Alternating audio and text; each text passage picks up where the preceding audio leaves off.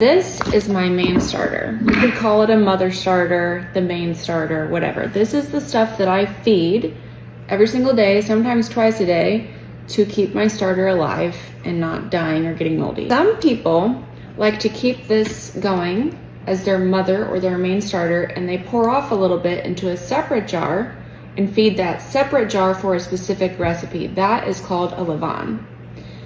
I don't do that. I just feed my main starter here, and I'll make sure that there's a little bit more than I need for my recipe, so that when I pour out what I need for my recipe, there's still a little bit left in the jar for me to feed and use again in my next recipe. I don't separate it. Some people like to do that. That's the way their brain works. They like having both going, but to me, that's just double the work. I don't want to do both.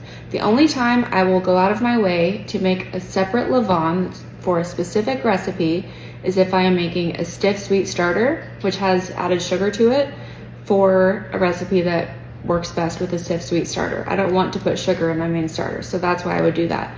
Otherwise, I think it might be complicating things for you. So personal preference, again, do whatever you want, but it does not have to be two separate things if you don't want it to be.